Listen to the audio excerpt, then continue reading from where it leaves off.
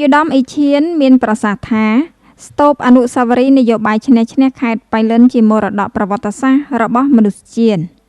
នៅក្នុងកិច្ចប្រជុំពិភាក្សាប្រមូលធាតុចូលដើម្បីរៀបចំរូបភាពនិងខ្លឹមសារសម្រាប់ឆ្លាក់លើជញ្ជាំងស្ទូបអនុស្សាវរីយ៍នយោបាយឈ្នះនៅរសៀលថ្ងៃទី17 ខែកក្កដាឆ្នាំ2026ជាមួយរដ្ឋបាលខេត្តមន្ទីរអង្គភាពពាក់ព័ន្ធនិងអិសរាជជនដែលជាប្រតិបត្តិការនយោបាយឈ្នះនៅសាលប្រជុំក្រុមប្រឹក្សាខេត្តប៉ៃលិនឯកឧត្តមអ៊ីឈៀនទេសរដ្ឋមន្ត្រីទទួលបន្ទុកបេសកកម្មពិសេសនិងជាប្រធានអនុគណៈកម្មការសាងសង់ស្ទូបអនុស្សាវរីយ៍នយោបាយឈ្នះខេត្តប៉ៃលិនបានមានប្រសាសន៍ថាស្ទូបអនុស្សាវរីយ៍នយោបាយឈ្នះគឺជាមរតកប្រវត្តិសាស្ត្រសម្រាប់មនុស្សជាតិនិងសម្រាប់កូនចៅជំនាន់ក្រោយទុកជាការចងចាំនិងខិតខំប្រឹងប្រែងក្នុងការចូលរួមថែរក្សាសមិទ្ធផលសន្តិភាពនិងស្ថិរភាពនយោបាយដើម្បីធានាចីរភាពនៃការអភិវឌ្ឍសង្គមជាតិឯកឧត្តមបានគូបញ្ជាក់ថាខេត្តប៉ៃលិនជាតំបន់សមរភូមិប្រយុទ្ធក្នុងសង្គ្រាមមួយដ៏ក្តៅកាលពីអតីតកាលក្នុងអំឡុងពេលកម្ពុជាមានជម្លោះផ្ទៃក្នុងសង្គ្រាមបានធ្វើឲ្យជីវិតប្រជាជនត្រូវស្លាប់របួសពិការគ្រួសារប្រត់ប្រាស់និរាសកុមារកំព្រាស្ត្រីមេម៉ាយនិងសង្គមជាតិទាំងមូលត្រូវរងការខ្ទេចខ្ទាំបើទោះបីជាមានការអន្តរាគមន៍និងប្រើប្រាស់ថវិការបស់អង្គការសហប្រជាជាតិដ៏ច្រើនសន្ធឹកសន្ធាប់ក៏សង្គ្រាមនៅតែមិនបានបញ្ចប់ជាស្ថាពរនោះទេទីបំផុតសង្គ្រាមនេះត្រូវបានបញ្ចប់ដោយការផ្សះផ្សារវាងខ្មែរនិងខ្មែរ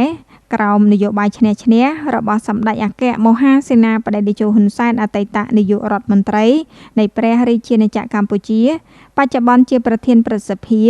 និងជាប្រតិបត្តិការនយោបាយដ៏ស្មោះត្រង់ដែលបានចាប់ផ្ដើមអនុវត្តពីឆ្នាំ1996ហើយបានបញ្ចប់សង្គ្រាមស៊ីវិលនៅកម្ពុជានិងសម្រេចបាននូវសន្តិភាពពេញលេញនៅថ្ងៃទី29 ខែធ្នូឆ្នាំ1998ឯកឧត្តមសង្កត់ធ្ងន់ថាប៉ៃលិនគឺជាតំបន់បំផ្ទុះឡើងនៅសន្តិភាពដោយតំបន់ប៉ៃលិនបានទទួលវត្តមានដ៏ថ្លៃថ្លារបស់សម្ដេចអគ្គមហាសេនាបតីតេជោហ៊ុនសែននៅថ្ងៃទី22 ខែតុលាឆ្នាំ1996ដែលកងកម្លាំងសមាហរណកម្មទាំងអស់ត្រូវបានផ្លាស់ប្ដូរឯកសណ្ឋានពីកងទ័ពខ្មែរក្រហមមកជាឯកសណ្ឋានកងយុទ្ធពលខេមរៈភូមិន្ទដែលជាកងទ័ពជាតិតែមួយជ្រកក្រោមបាវចនាជាតិសាសនាព្រះមហាក្សត្រតែមួយលោកជំទាវបានស្រីមុំអភិបាលនៃគណៈអភិបាលខេត្តប៉ៃលិនបានមានប្រសាសន៍ថាការរៀបចំរូបភាពដែលត្រូវចារឹកលើផ្ទៃជញ្ជាំងស្ទូបអនុស្សាវរីយ៍នយោបាយឈ្នះត្រូវគោរពតាមគោលការណ៍ណែនាំរបស់គណៈកម្មការសាងសង់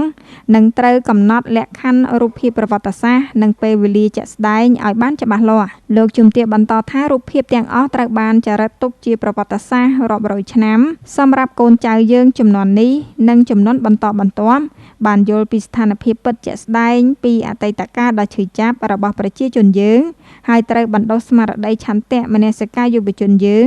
ឲ្យចេះស្រឡាញ់សន្តិភាពការពារសន្តិភាពដែលបានមកដោយកម្រនិងរួមជាធ្លុងសាមគ្គីជាមួយរាជរដ្ឋាភិបាលក្រោមការដឹកនាំរបស់សម្ដេចមហាបវរធិបតីហ៊ុនម៉ាណែតនាយករដ្ឋមន្ត្រីនៃព្រះរាជាណាចក្រកម្ពុជា